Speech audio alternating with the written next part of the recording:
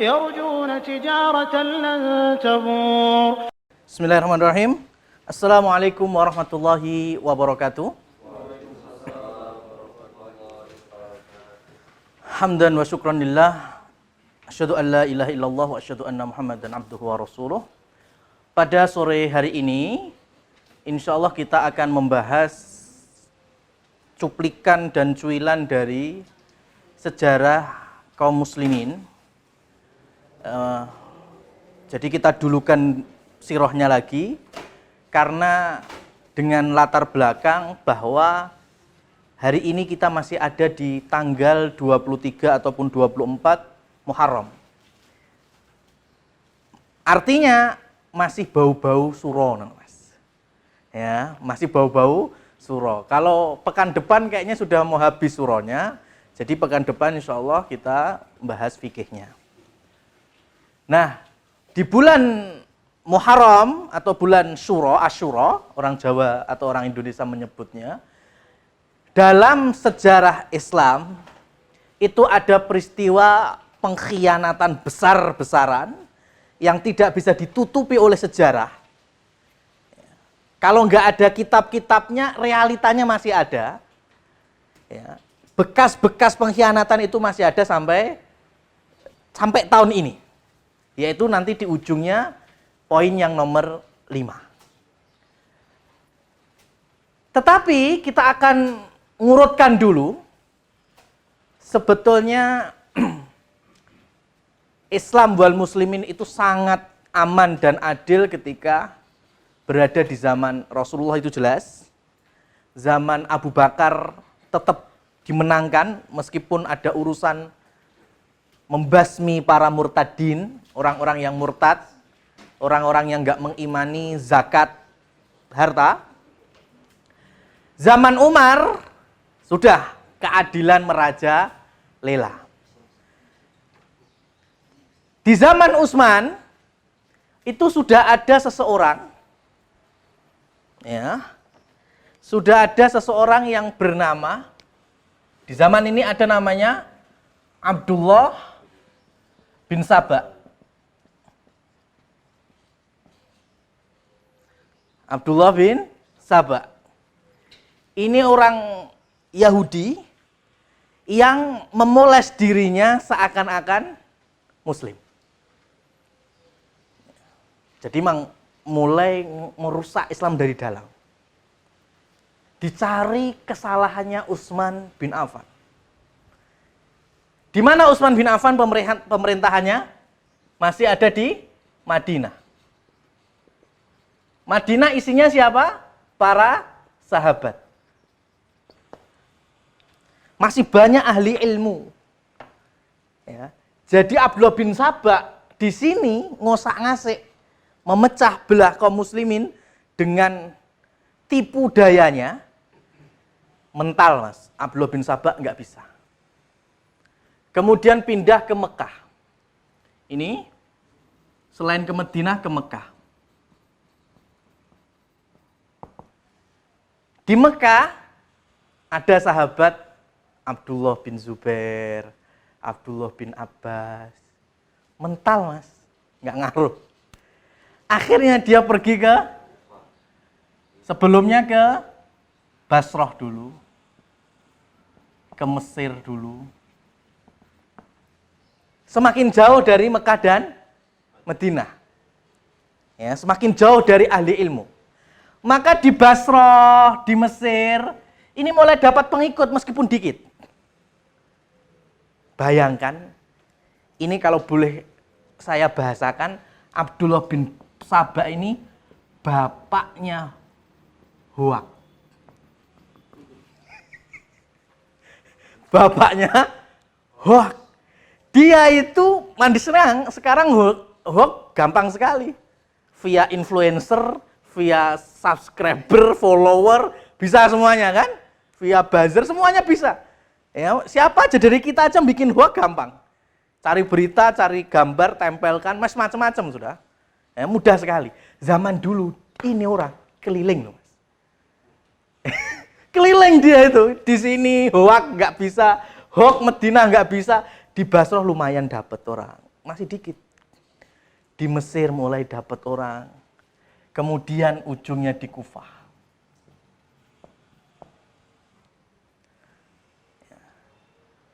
Di Kufah mulai banyak yang ikut. Sehingga punya kekuatan ratusan orang. Kemudian tepat di musim haji,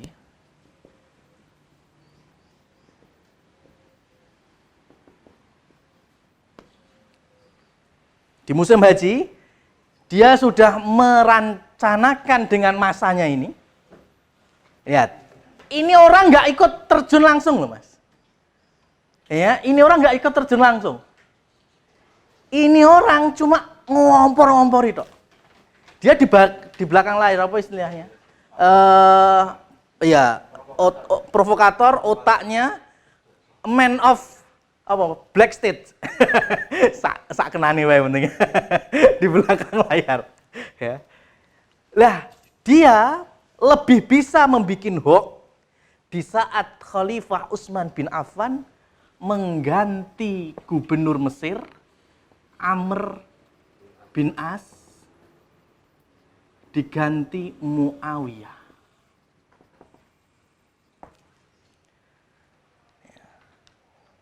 Penggantian ini sama orang-orang Abdullah bin Sabah digoreng, Mas.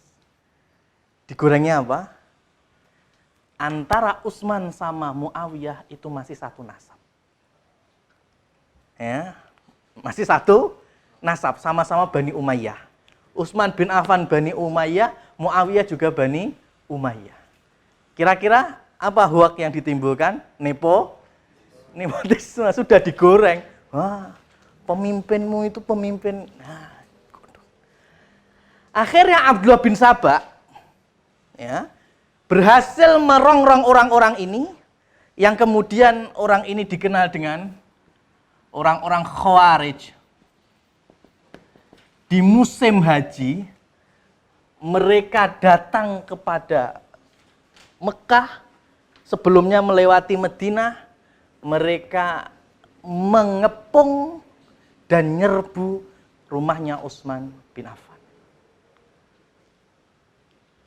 Ini ceritanya Utsman bin Affan. Ali saat itu kan masih di Madinah. Dia memiliki dua putra yang otomatis menjadi pemuda yang gagah, Hasan dan Husain. Ali tahu kalau orang-orang Khawarij sedang menyerbu dan mengepung Khalifah, ya, Amirul Mukminin Utsman bin Affan, maka minta kepada dua anaknya untuk menjaga rumahnya Khalifah Amirul Mukminin Utsman bin Affan. Ya. Jadi dua orang ini, bahkan Ali pun juga ikut, cuma kadang pulang, yang penting Hasan bin Sabit dipasangkan badannya untuk membela mati-matian Amirul Mukminin Utsman bin Affan. Lah orang ini minta apa kira-kira? Mintanya mereka apa? Utsman ngapain mintanya? Kan nggak langsung bunuh, minta dulu supaya Utsman turun. Ya, ganti, ya kan? Turunkan Utsman. Ini kalau bahasa sekarang kan gitu. Utsman nepotisme. Coba bayangkan ini orang nih mantu Nabi, dua lagi putrinya.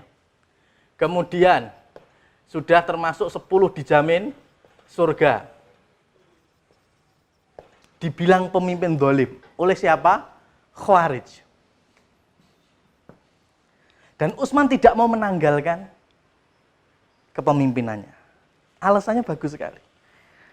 Utsman itu pernah disabdakan oleh Nabi Muhammad SAW.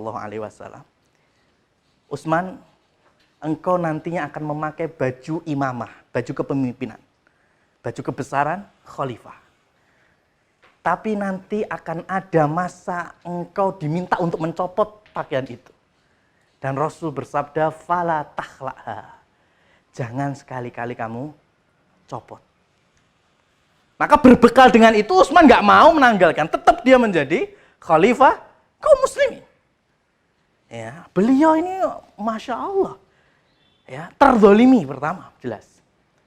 Tetapi orang ini jauh daripada ilmu, ya, terkompori, akhirnya di suatu waktu di hari pengepungan itu masuklah mereka, dan yang menjaga rumah Utsman hanya beberapa sahabat, di antaranya Hasan bin Ali dan Husain bin Ali bin Abi Thalib radhiyallahu anhu. Dan berakhir dengan wafatnya Khalifah Utsman bin Affan. Wafat, Mas, di rumahnya. Ali mendengar ini langsung nyeneni dua anaknya ini. Ya. Qutila Amirul Mukminin wa anta ala babih. Khalifah wafat sedangkan engkau ada di pintu rumahnya. Kok iso-iso nih? Ya, padahal kenapa, Mas? Karena nggak seimbang antara pemberontak dengan orang yang menjaga rumahnya Utsman bin Affan. Intinya selesai. Ya. Kemudian kaum muslimin pun langsung, yang ada di Madinah saat itu, langsung menunjuk khalifah yang keempat. Empat tuh gini ya. Khalifah yang keempat Ali bin Abi Thalib. Ya, beliau memang paling cocok dari Utsman kemudian ke Ali. Ali saat itu langsung memindahkan, karena suasana Madinah nggak kondusif, ya. Kenapa? Karena orang-orang ini masih seliweran di Madinah. Muawiyah yang ada di Syam mendengar khalifah sekarang adalah Ali bin Abi Thalib. Muawiyah menunda untuk baiat, bukannya nggak mau baiat lah ya. Ini pembahasan kita akan membela orang ini, akan membela orang ini. Sahabat yang mulia dua-duanya. Di Indonesia, sahabat ini terzolimi. Saya yang merasakan kurikulum CBSA Sejarah Islam SD dulu. Saya masih ingat gimana buku kurikulum itu, pembahasan ini Muawiyah yang salah. Ya, Muawiyah zalim, Muawiyah ngosak ngasik kaum muslimin dan seterusnya. Ya, ini korban, ini sahabat yang mulia. Nah, Muawiyah kenapa kok menunda baiat sumpah setia kepada Amirul Mukminin Ali bin Abi Thalib? Alasannya minta supaya para pembunuh Utsman bin Affan ini segera dikisos. Ya kan? Segera dikisos. Logis, Mas, karena Muawiyah masih satu nasab. Kalau kita punya satu nasab, ya, ayah kita, bapak kita, paman kita dibunuh dalam, wes lah rasa aduh-aduh, Mas. Masih tahu nggak sekarang ada program kemisan di depan istana presiden? Aksi kamisan, masih nggak, Mas? Coba itu ngapain, Mas, aksi kamisan? Ya, bukan Munir, ya nggak? 98 dibakar. Ya, jadi orang Syiah ini di masa Ali dibakar. Tapi Abdullah ibnu Abbas di Mekah menasihati Ali, ya, supaya jangan bakar. Karena ngukumi bakar itu haknya Allah Subhanahu wa taala.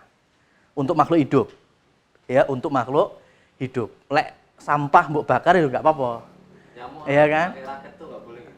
Kalau nyamuk pakai raket itu kan ada dua memang pemahaman, nyetrum sama bakar. Kalau meyakini bahwa setrum itu bakar, ya nggak boleh. Kalau yang meyakini setrum bakar ya boleh-boleh saja. Ya dikembalikan sebetulnya setrum itu bakar apa tidak. Ya kan? Ya wallah a'lam bishawab. Yang jelas terbagi menjadi dua itu. Ya, jadi jangan lek enek semut aja, lek orang-orang dulu kan disoi minyak potro itu, ya, minyak tanah kemudian dibong, Mas. Jangan. Disapu-sapu silahkan. Ada tikus di sawah itu, sampai dibong rong-rongnya, jangan. Ya. Umpamanya mati pun pendem-pendem atau dibuang di mana yang jauh dari pemukiman. Yang jelas jangan dibakar untuk makhluk hidup. Kalau untuk barang mati silahkan bakar, nggak masalah. Nah, tetapi Ali dalam salah satu riwayat itu membakar mereka. Kira-kira ketika mereka dibakar atau akan dibakar, sedih, seneng, bingung apa gimana? Seneng ini malah tambah yakin kalau Ali itu Tuhan. Wong iki wis ya kan sudah ke doktrin, ya kan ketika mau dibakar malah seneng. Oh berarti Ali memang Tuhan tenan. Karena yang berhak membakar manusia Tuhan. Makanya mereka seneng. Ini memang sudah konslet. Ya, sudah konslet ideologinya. Ya. Ini Abdullah bin Sabah otaknya semuanya itu. Sehingga di masa Ali bin Abi Thalib kaum muslimin dipecah, ya, pokoknya sedikit masalah dibesar-besarkan sampai nantinya ada perang Jamal. Kemudian ada perang Siffin. Ya. Di perang Jamal sama perang Siffin, ini Abdullah Sabah sudah punya orang lain yang satu ide, intinya ngerusak Islam, namanya Syamr bin Dzil-Jizan. Ya, Dzil-Jizan. Ya, orang Hawazin. Orang Hawazin ini orang-orang daerah Kufah. Syamr bin Dzil-Jizan ini orang yang awalnya dia dukung Ali, nemplok terus di Ali.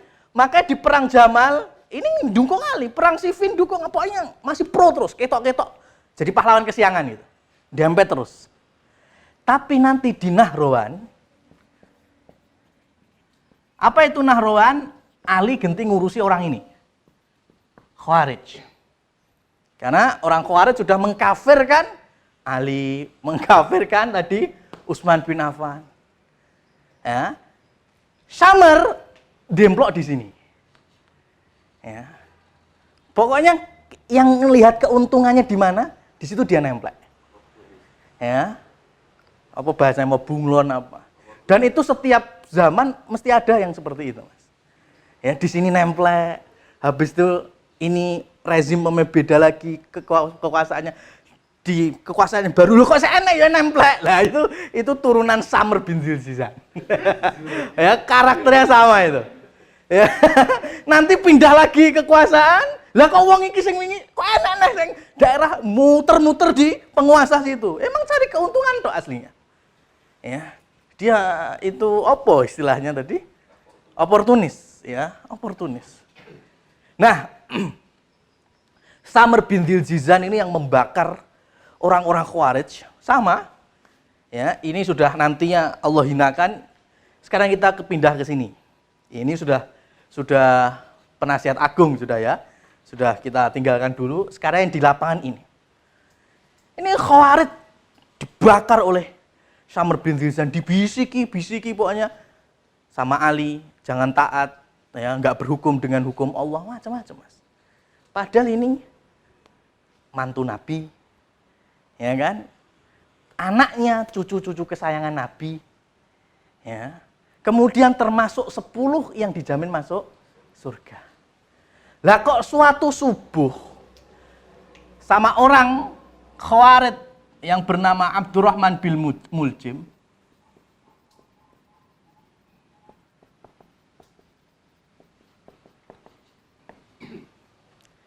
subuh sebagaimana Umar juga dibunuh ketika sholat subuh.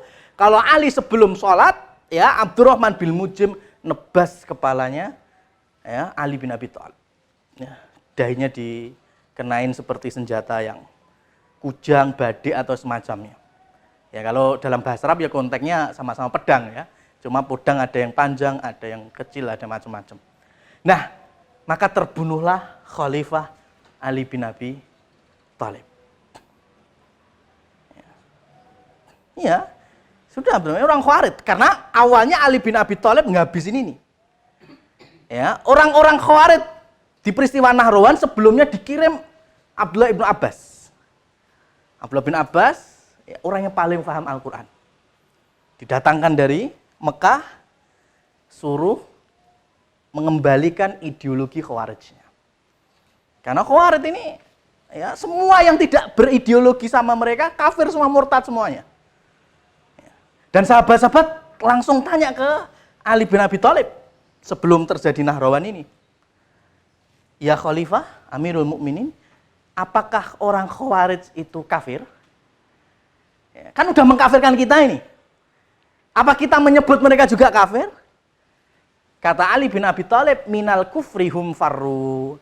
Dari kekafiran mereka jauh sekali. Mereka koyok ini karena mereka nggak mau kafir, jauh dari kekafiran. Dekat sekali Quran dengan mereka. Oh, kalau gitu mereka orang munafik dong. Dijawab lagi oleh Ali.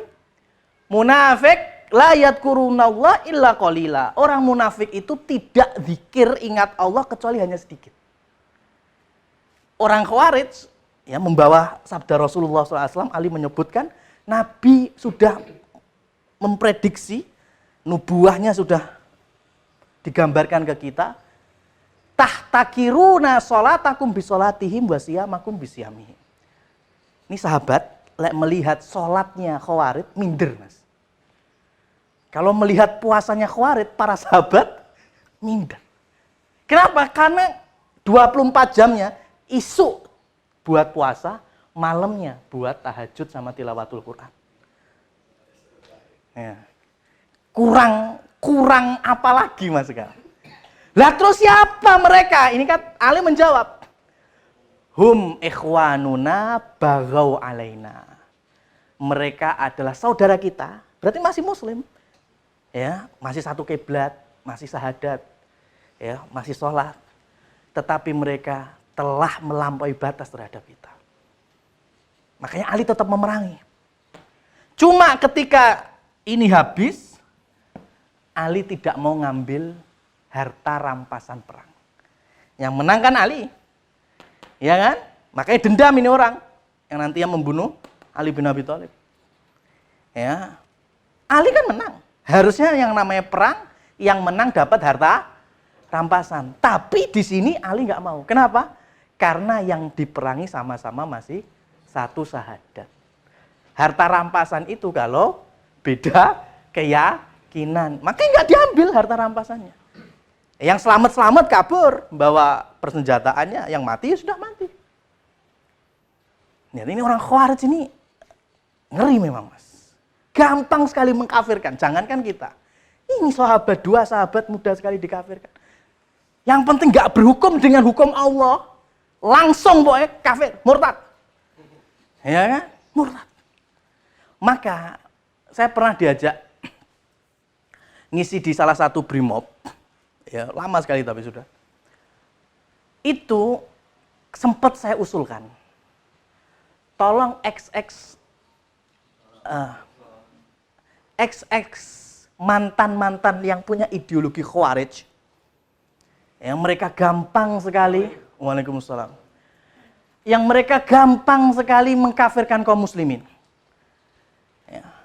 Pokoknya ketemu kaum muslimin, di sana zalimi, di kita ketemu orang kafir, langsung ditembaki, ditujupi, bom sana sini.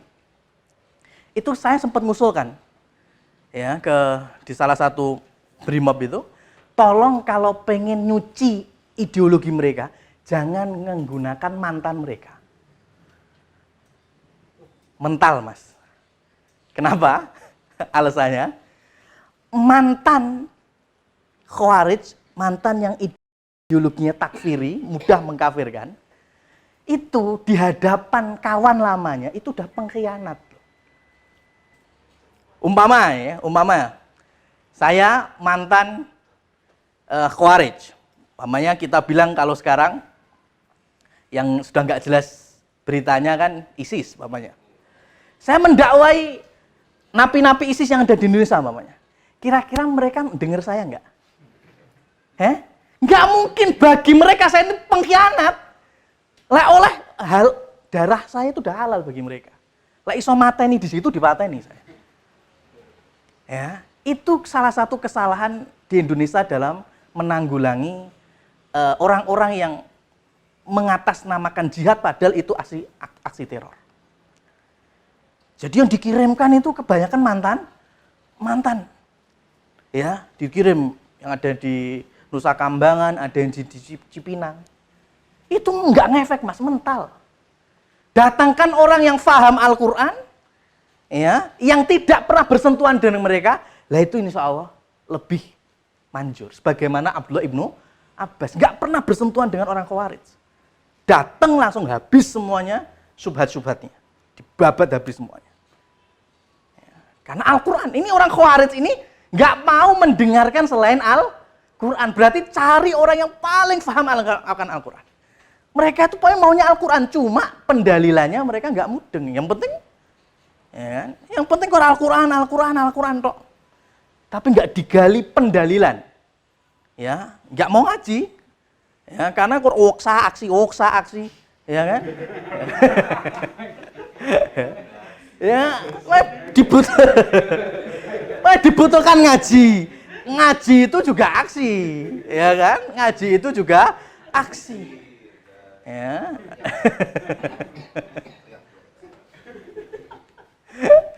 Ya, ini maksudnya kami berikan contoh realnya, ya, contoh realnya.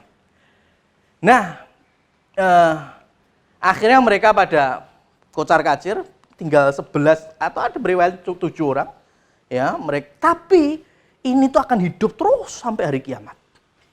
Artinya kalau istilahnya di Indonesia kan sel baru. Ya, sel ini putus, nanti muncul lagi sel baru sana, putus. Dan unik memang orang Khawarij di Indonesia ini setengah takfiri kalau kita sampaikan. Ya, kalau boleh menyebutkan itu ada salah seorang yang sampai sekarang masih ada di LP itu baru kalau boleh nyebut bahwa orang ini ideologinya takfiri 100%, istiqomah, kita acungi jempol. Artinya ketika di pengadilan itu nggak mau pakai pengacara, advokat, lawyer, siapapun. Meskipun tim pengacara muslim, nggak mau. Kenapa? Karena ideologinya Indonesia itu negeri kafir. Jadi apa wae aparate yo kafir. Makanya unik kalau orang yang masih mengkafirkan Indonesia tapi ketika sidang masih pakai pengacara. Lho kudu ya setengah-setengah piye. Lah istiqomah lho. Maka ada satu orang ini yang Masya Allah ini kita acungi ke jempolannya masalah ininya. Meskipun kita nggak setuju, tapi orang ini hebat sekali. Nggak mau Mas. Ya kan? Nggak mau, makanya ya ngeluh kadang hakimnya itu ya. Ketika ditanya kira-kira mau dijatuhi hukuman apa? Terserah. Hukuman di dunia nggak ngaruh, hukuman di akhirat yang tak tunggu ya. Gimana orang hakimnya nggak ngeluh ya? Jadi akhirnya dihukum mati pun dia takbir malah kan, senang. Ya, tanpa ada pengawalan dari lawyer apapun, nggak mau terima. Itu istiqomah sekali. Dari dulu nikah nggak kena KUA, nggak punya surat nikah. Dari awalnya sudah. Kenapa? Karena meyakini benar Indonesia itu negeri kafir. Itu kakak kelas saya di Libya jauh, itu 100 semua nilainya. Cuma karena ideologi gitu disempak sama Libya. Ditendang sama Libya. Itu hafalan Qur'annya ngelontok, Mas. Ya. Hafalan Qur'annya ngelontok, ibadahnya kenceng. Ya. Inisialnya AA. Ya.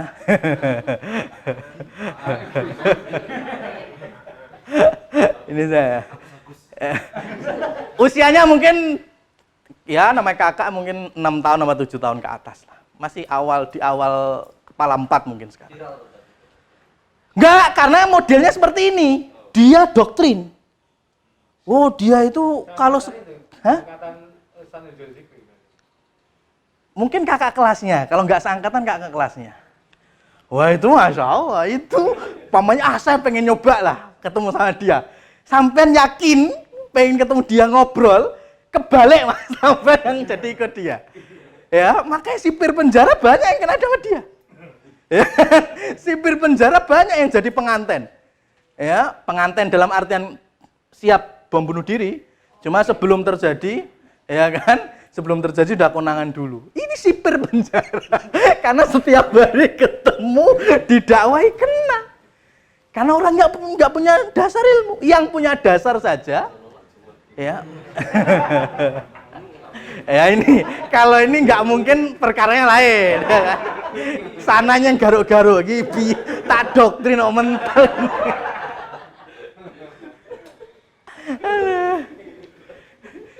Ini kalau ada istilah masalah sihir, perdukunan kalau dalam masalah akidah itu kan dulu manusia belajar sihir itu sama setan. Tapi semenjak Yahudi kental dengan ilmu sihir, iblis yang belajar sihir sama orang Yahudi. Itu anonimnya apa namanya? Apa istilahnya? Anekdotnya sampai seperti itu. Sekarang iblis itu belajar keburukan aja sama manusia, saking brutalnya manusia. Ya. Nah, kembali lagi bahwa ini memang pemahaman yang harus kita gerus, ya model-model semacam ini, ya kita tumbuhkan. Kemudian kita akan lanjut, dua sahabat Nabi yang mulia telah wafat. Maka ketika Ali di sini wafatnya, maka karena Hasan ada di sana, semua sepakat Hasan menjadi pengganti Ali. Tetapi ya Muawiyah sekali lagi masih mengurusi apa? Pengkisosan pembunuh Utsman. Jadi Hasan ini menjadi khalifah kaum muslimin kurang lebih 6 bulan. Kemudian di waktu ba'da sholat datanglah sahabat Nabi bernama Abu Bakrah. Abu Bakrah ini meriwayatkan hadis dikit sekali, Mas. Cuma hadis yang diriwayatkan ngeri-ngeri. Ini salah satunya Abu Bakrah datang kepada Hasan. Kemudian mengabari. Ya. Ini Hasan kira-kira yang dapuk jadi penggantiannya siapa? Kan orang-orang sini kan? Orang-orang yang kayaknya udah kamu aja. Kalau nanti Muawiyah di Syam nggak terima, kita siap perang. Poin ini ngompori tok. Ya. Kemudian Abu Bakrah suatu hari datang kepada Hasan selepas sholat itu. Kemudian sesungguhnya dulu aku pernah dengar kakekmu, yaitu Nabi Muhammad. Kamu masih kecil, umurmu sama Husain itu kan jaraknya cuma setahun. Antara adikmu itu 4 sampai 5 tahun. Kamu itu dolanan di soft-soft orang sholat itu. Ya. Terus menunggangi Nabi Muhammad. Selepas salam Nabi Muhammad ambil kalian berdua. Kemudian ngelus kamu sambil bersabda. Ini berarti sahabat tahu semuanya hadis ini. Abu Bakrah apalagi. Tapi kan sudah banyak yang wafat di era ini. Abu Bakrah mendengar Nabi bersabda, fa inna hadza ibni sayyidun. Anakku ini, maksudnya putuku ini, besok menjadi tokoh surga maksudnya. Karena Hasan Husain adalah pemuda surgawi. Wala'allahu an yuslih baina ta'ifataini 'azimaini bainal muslimin. Dan kelak dia ini akan menjadi pemersatu di antara kaum muslimin yang sedang bertikai. Satu hadis tok loh, Mas. Yang bikin Hasan bin Ali langsung ambil kudanya berangkat dari sini ke Muawiyah. Ya. Langsung. Sampai sini Hasan itu langsung menyerahkan, dah aku serahkan kepemimpinan Amirul Mukminin kepadamu Muawiyah. Secara usia Muawiyah lebih senior, secara kepemimpinan lebih punya pengalaman, sudah 20 tahun menjadi gubernur. Ya. Makanya Masya Allah, di tahun itu, tahun 31 Hijriah, tahun 41 Hijriah, dikenal dengan Amul Jamaah, tahun persatuan. Yang awalnya tadi, ribut sana, ribut sini, ada gap Mekah, Medina, ada gap Syam, ada gap Kufah, Irak. Maka selepas Hasan menyerahkan ke Muawiyah, itu semuanya bersatu lagi di bawah kepemimpinan Muawiyah. Ya. Paham Mas sampai sini ya? Tapi sebelum itu ada kejadian unik. Kan Hasan dirongrong terus loh. Ya, udah gempur aja Muawiyah ini orang Syiahnya. Ya. Muawiyah itu enggak yang ngompor-ngompori bapakmu. Kon ngurusi ini. Enggak becus itu emang. Wah, terus pokoknya kalau kita nyerang Muawiyah, kami siap berada di belakang. Hasan ini orang cerdas, Mas. Maka dibikin gini, ya wis siapno. Ini bahasa ceritanya ya. Siapkan. Ya, dikabari juga yang Muawiyah ini, kalau dari Irak siap untuk menyerang ke Syam. Maka Muawiyah pun siap dengan pasukan defense-nya. Ya, maka di hari H, Hasan seakan, ini rencana pribadi Hasan memang. Yang penting tahu pasukan orang-orang Syiah itu siap gempur Syam. Di hari H pemberangkatan, Hasan itu yang nunggang kuda sendirian. Sing ngomong ayo, renek Mas. Ya, apa istilahnya itu? Menang umuk tok. Ya kan? Menang umuk tok. Ya, pas hari H diajak berangkat, gak ada yang berangkat. Makanya Hasan cerdas sekali. Oh, toh bener toh. Ya, berarti dulu bapakku ya dingenek ini. Ya. Makanya dengan sangat legowonya menyerahkan Amirul Mukminin ke Muawiyah. Selesai semua. Yang di Hijaz itu Mekah, Madinah, nerima semuanya. Maka berapa? Mulai sampai dikurangi 11 dari 61 kurangi 11 50 berarti kan? Tahun 50 Hijriah Hasan pun wafat. Ya, Hasan wafat. Tapi masih stabil, Mas. Sampai Muawiyah juga wafat. Tahun ke-60. Ya. Tetapi ketika Muawiyah wafat, langsung nunjuk penggantinya Yazid bin Muawiyah. Siapanya? Anaknya. Ya, anaknya. Ini juga menjadi korban, Mas, di Indonesia. Dihabisi ini putra seorang sahabat. Nah, Muawiyah meminta Yazid anaknya menggantikannya. Sahabat dulu kan belum ada WA group. Ya kan kaum muslimin kan? Otomatis kan yang di Mekah Madinah kan ra krungu kabare. Sekarang baru tahu Muawiyah wafat. Ya, kemudian ada selentingan Yazid menjadi penggantinya. Maka para sahabat otomatis pertama kan, loh, kok nggak dirembukan lagi? Semua itu kalau pemimpin ya musyawarah, ada ahlus surahnya. Makanya kemudian yang di Hijaz, ya, ketika Muawiyah ini wafat, mereka sudah menunjuk Abdullah bin Zubair, ya, putra Asma, putrinya Abu Bakar, berarti kan cucunya Abu Bakar, menjadi pemimpin wilayah Hijaz. Ayo, Mekah sekitarnya, Madinah, ya, itu di bawah kekuasaan Abdullah bin Zubair. Syam berada di Muawiyah. Ya, wafat Yazid bin Muawiyah. Sampai sini berarti ada berapa kepemimpinan? Ada berapa kepemimpinan? 2. Yang di Hijaz ada Abdullah bin Zubair, yang di Syam ada bapak anak ini. Ya, ketika bapak udah meninggal, anaknya ini. Dan itu berjalan stabil. Kenapa? Karena di belakang mereka masih banyak sahabat Nabi. Gak ada yang berontak satupun, Mas. Gak ada, jangan satu bumi, satu kekhilafahan, masamu. Ini sejarahnya jelas loh, Mas. Ini sahabat masih. Ya, zaman sahabat itu ada 2 kepemimpinan. Yang satu Abdullah bin Zubair, yang satu Muawiyah, Yazid bin Muawiyah, stabil. Gak ada masalah. Nggak ada gini gempur sana, nggak ada ini gempur sana. Sebelum mana tadi Summer tadi? Ini nggak usah ngasih lagi.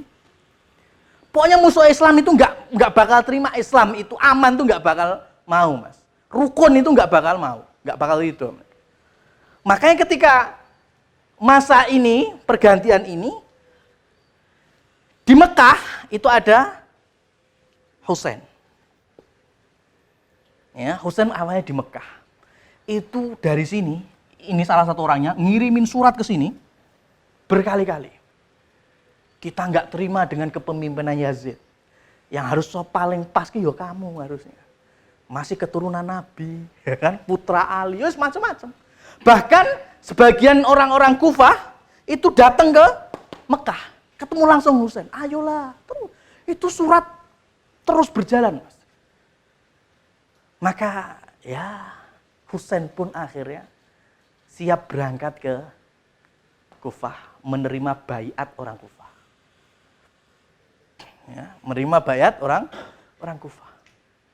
Tapi lagi-lagi Abdullah bin Abbas, Abdullah bin Umar di Medina, ya ketika Husain lewat Medina sebelum ke Kufah itu, jangan wis ojo. Ya, bapakmu ki neng kono ki habis dari orang sana. Kamu pun jangan ke sana. Makanya kemudian Husain akhirnya mengirim keponakannya yang bernama Muslim bin Aqil.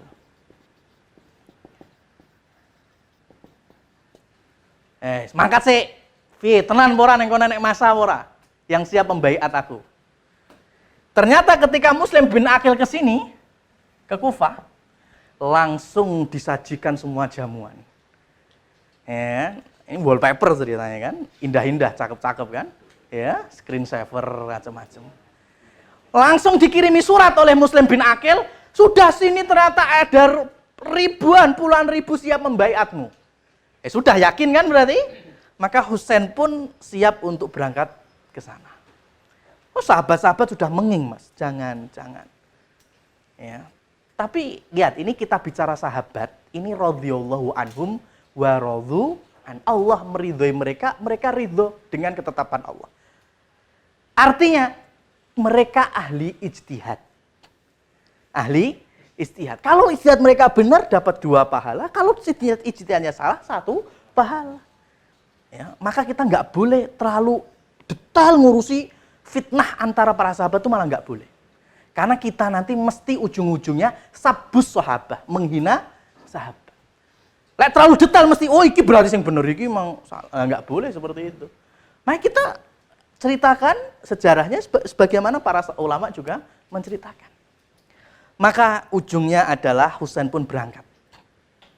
Padahal ketika Husain berangkat, Muslim bin Aqil ditebas di sana, Mas. Yang penting kan kabar, kabar sudah sampai sana kan. Muslim bin Aqil dibunuh di Kufah. Makanya orang-orang Syiah itu nggak jelas, Mas. Ya, pokoknya ada orang saiki disenengi, sesuk tetap berangkat, selang berapa hari dikejar oleh Abdullah bin Umar. Sampai di Karbala. Daerah Kufah ada daerah Karbala. Di Karbala berita Husain ke sini mau dibaiat, otomatis juga terdengar oleh Yazid. Ya kan? Ini khalifah yang semua kaum muslimin besarnya ada di Syam. Maka otomatis membikin pasukan untuk menahan. Untuk menahan. Maka di lantik tim bernama Ibnu Ubaidillah Ibnu Ziyad. Cuma masalahnya ini orang militer tapi nggak punya ilmu, Mas. Ya, orang militer tapi nggak punya ilmu. Maksudnya ilmu agama nggak. Yang penting mimpin ngono wae. Lah ini dekat dengan ini. Dadi, Mas. Ya. Jadi ketika Ibnu Ziyad dengan pasukan Yazid ya bin Muawiyah, ini kan Summer karena kekuasaan ada besarnya di sini, demplong di sini lah. Ya, makanya dapat menjadi istilahnya pembisik ya Ibnu Ziyad. Sampai pada akhirnya bertemulah 2 pasukan. pasukan Ali, Husain bin Ali maksudnya, Husain bin Ali kesini kan pengen dibaiat. Berarti kira-kira yang dibawa apa, Mas? Bukan persenjataan dong, orang jihad kok. Hanya untuk safar. Jadi Husain bin Ali bawa keluarganya, anak kecil perempuan jumlahnya 70 sampai 80. Anak-anaknya Muslim bin Aqil juga dibawa karena masih sepupuan. Ya. Ternyata sampai di daerah Karbala sudah ada pasukan Ibnu Ziyad. Di situ ada Samr bin Jizan. Sudah ketemu dua pasukan. Yang ini pemahamannya Husain mau berontak. Husain radhiyallahu anhu dikabari mereka di sini mau membaiat saya. Tapi di Karbala ini Husain mendengar ternyata Muslim bin Aqil telah dibunuh oleh orang-orang yang menyuratinya itu. Maka terbukalah pikiran Husain, kalau gitu memang saya sedang diadu domba. Saya korban di sini. Oleh karenanya itu kemudian Husain minta 3, mana Husain di sini? Ya, minta 3 yang disetujui. Yang pertama, ketemu langsung dengan khalifah. Ketemu Yazid bin Muawiyah. Pengen istilahnya menjelaskan sejelas-jelasnya. Kita nggak mau berontak, nggak mau. Niat kita bukan itu. Yang kedua, pulang balik ke Mekah, putar balik. Yang ketiga, akan berada di wilayah perbatasan futuhat kaum muslimin. Perluasan kaum muslimin, jihad artinya. Ya. Lek ora oleh ketemu Yazid, ya wis aku tak balik Mekah, lek ora anu saya kirimkan ke medan-medan jihad biar saya melanjutkan hidupku untuk jihad. Ya, membuka wilayah-wilayah baru. Ibnu Ziyad siap. Ya, siap kayaknya milih yang mana ini ya. Tapi wong siji iki, Mas. Jangan enak sekali. Ya. Kalau sampai Husain ketemu Yazid, ya, bisa-bisa nanti malah di sana kalau Yazid bisa istilahnya dibunuh dengan secara tersuruh, difitnah pokoknya. Kalau pulang ke Mekah, loh enak men. Mereka kesini mau berontak kok langsung kita pulangkan. Kalau ternyata minta di perbatasan, bayangkan niat mereka mau berontak. Kalau sampai dia di perbatasan, memperkuat massa dan kekuatan, balik lagi ke sini, hancur apa enggak kita? Oh ini emang lambe bosok, Mas. Ya kan? Samr ini. Iya. Makanya itulah fungsinya kita mencari pembisik yang benar-benar handal. Soleh maksud kami. Ya, Sulaiman bin Abdul Malik bin Marwan. Ya, itu ketika bangga khalifah zaman setelah ini ya. Bangga jamaah haji muslim di Padang Arafah ini, Masya Allah. Wakil. Berbangga, inilah rakyatku.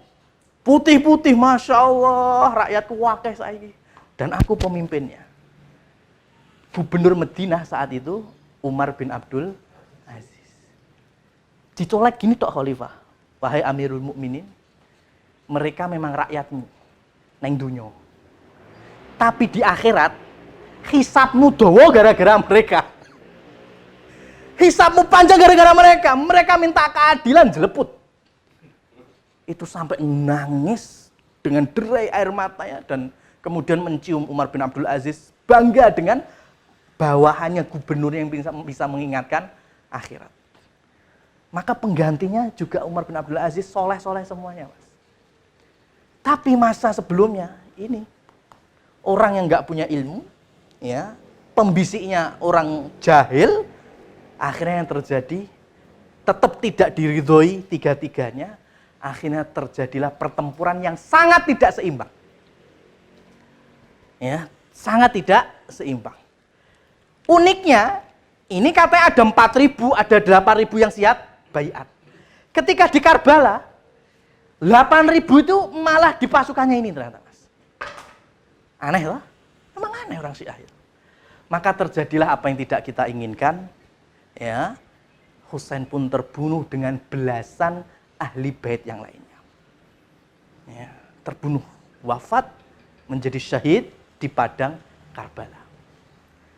Bawa adik masih Zainab. Zainab itu sampai teriak-teriak, "Ya Muhammad, ya Muhammad." Manggil-manggil Nabi Muhammad.